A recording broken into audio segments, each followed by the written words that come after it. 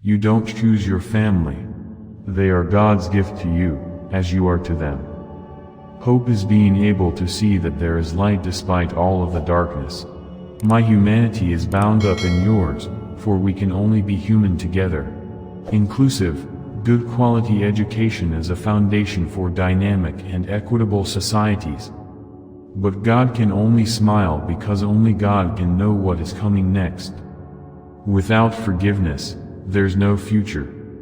Before Nelson Mandela was arrested in 1962, he was an angry, relatively young man. He founded the ANC's military wing. When he was released, he surprised everyone because he was talking about reconciliation and forgiveness and not about revenge. As human beings, we have the most extraordinary capacity for evil. We can perpetrate some of the most horrendous atrocities.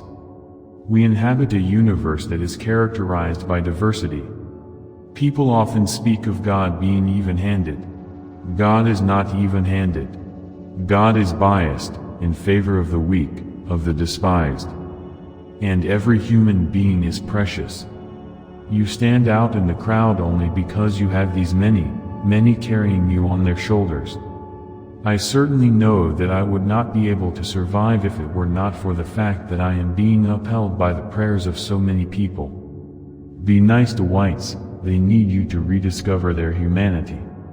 I am a leader by default, only because nature does not allow a vacuum. When the missionaries came to Africa, they had the Bible and we had the land. They said, "Let us pray." We closed our eyes. When we opened them, we had the Bible and they had the land. Do your little bit of good where you are. It's those little bits of good put together that overwhelm the world. Your ordinary acts of love and hope point to the extraordinary promise that every human life is of inestimable value. I am not interested in picking up crumbs of compassion thrown from the table of someone who considers himself my master. I want the full menu of rights. Exclusion is never the way forward on our shared paths to freedom and justice. We are each made for goodness, love and compassion.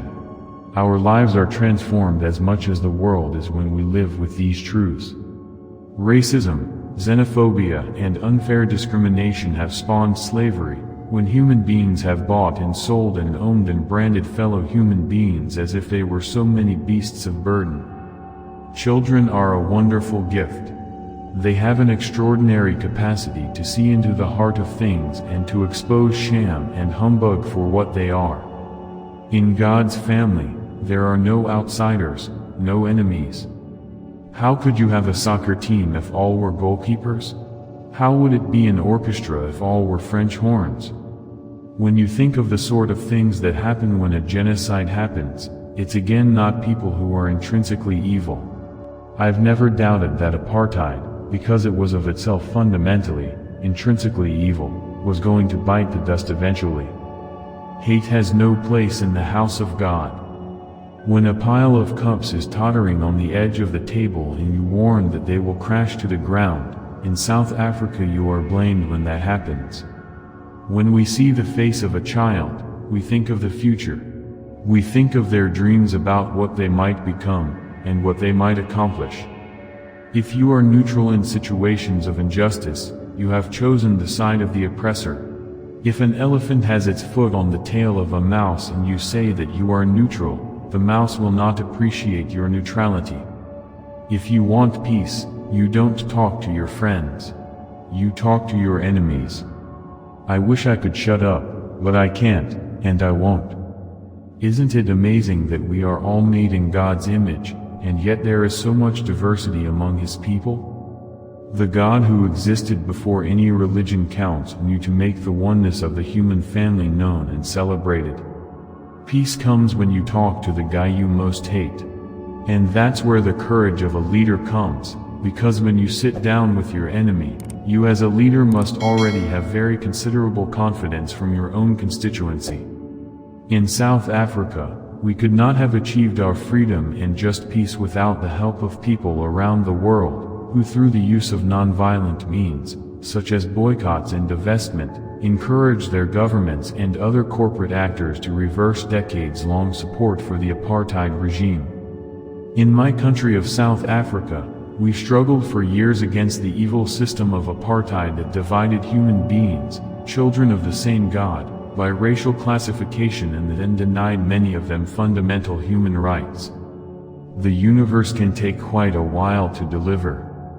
In the Bible, we first encounter God when he sides with a bunch of slaves against a powerful Pharaoh, an act of grace freely given.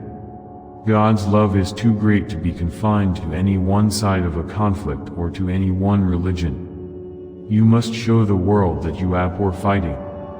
I don't think I've ever felt that same kind of peace, the kind of serenity that I felt after acknowledging that maybe I was going to die of this TB.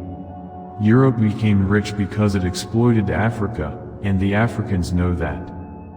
Forgiveness says you are given another chance to make a new beginning. God's dream is that you and I and all of us will realize that we are family, that we are made for togetherness, for goodness, and for compassion. The price of freedom is eternal vigilance.